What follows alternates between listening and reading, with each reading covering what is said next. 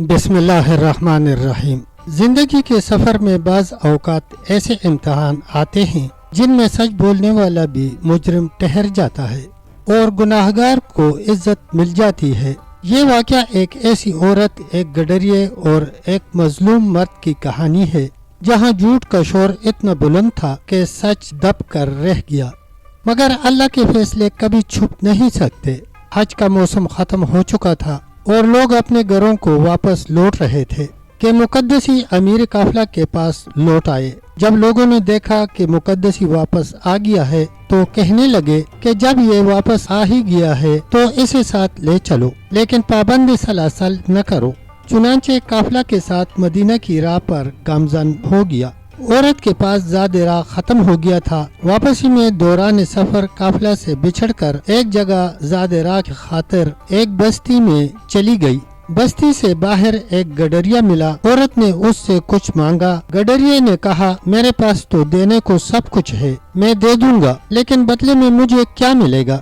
عورت نے کہا، تجھے اللہ کی طرف سے جزا ملے گی، میں مسافر ہوں۔ قافلہ والوں میں سے بھی کسی کے پاس اپنی ضرورت سے زائد نہ تھا، ورنہ میں ادھر کا رخ نہ کرتی۔ گڈریے نے کہا، اللہ تو ثواب قیامت میں دے گا، مجھے اس وقت کو چاہیے۔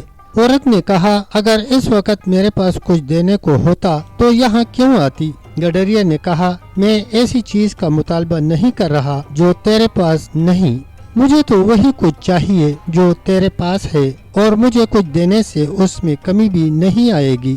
تو میرا مطالبہ مان لے، میں تیری ضرورت پوری کر دیتا ہوں۔ عورت نے جب دیکھا کہ اب کوئی چارہ نہیں ہے تو اس نے گڈریے سے حامی بھر لی۔ وہیں ٹیلے کے آؤٹ میں عورت نے گڈریے کا مطالبہ پورا کر دیا اور گڈریے نے عورت کو زاد راہ دے دیا۔ وہاں سے فارغ ہو کر عورت پھر قافلہ میں واپس آ گئی۔ ابھی تک قافلہ سستا رہا تھا، کچھ نہیں ہوا تھا۔ سفر میں 2 یا 3 دن گزرنے کے بعد ایک دن عورت رفع حاجت کی خاطر خلوت میں گئی۔ وہ فارغ ہو کر واپس آ رہی تھی کہ ایک ضعیف العمر شخص نے اس عورت کا چہرہ دیکھ کر پوچھا کہ کیا تو حاملہ ہے؟ عورت نے کہا، نہیں، میں تو حاملہ نہیں ہوں۔ بوڑھے نے کہا، مجھ سے چھپانے کی ضرورت نہیں، 2 دن پہلے تو نے جس گڈریے سے زاد راہ مانگا ہے تو اسے حاملہ ہو چکی ہے۔ عورت یہ سن کر رونے لگی۔ بوڑھے نے کہا، پگلی کہیں کی، روتی کیوں ہے؟ جس کو گڈریے کا واقعہ معلوم ہے اسے اور بھی بہت کچھ معلوم ہے۔ تیرے قافلہ میں جو مقدسی ہے اور تو اس سے ایک فریب پہلے کر چکی ہے، پھر حمل بھی اس کے سر تھوپ دے اور ابھی جا کر سالار قافلہ کو بتا دے کہ مقدسی نے مجھے کمزور سمجھ کر مجھ سے زبردستی کی ہے۔ یہ سن کر عورت خوش ہو گئی۔ جیسے ہی قافلہ کے قریب آئی تو واویلا شروع کر دیا۔ قافلہ والوں نے پوچھا، پھر کیا ہوا؟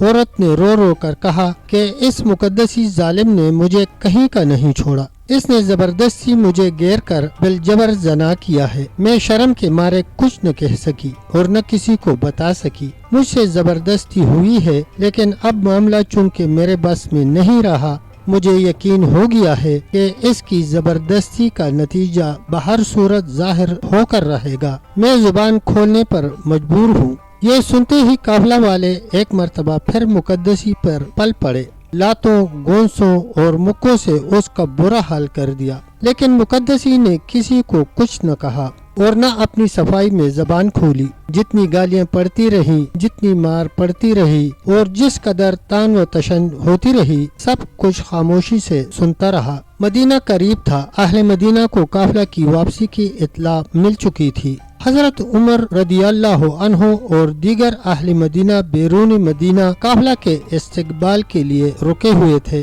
جب قافلہ پہنچا تو ہر ایک دوسرے سے بغل گیر ہونے لگا۔ حضرت عمر رضی اللہ عنہ کی نگاہ مقدسی کو تلاش کر رہی تھی کہ سالار قافلہ نے حضرت عمر رضی اللہ عنہ کو چوری اور زنا بالجبر کی دونوں داستانیں سنا دی۔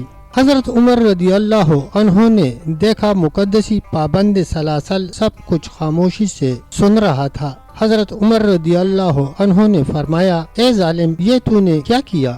تیرا ظاہر تو بڑا اچھا تھا، لیکن تیرا باطن اتنا برا۔ ابتدا میں تجھے وہ سزا دوں گا کہ تیرے جیسے بد باطن پھر کبھی لباس زہد پہن کر کسی کو فریب نہ دے سکیں گے۔ پیارے دوستو، تب تک کے لیے اتنا ہی، ملتے ہیں ویڈیو کے اگلے حصے کے ساتھ، تب تک کے لیے اللہ حافظ، اللہ نگہبان۔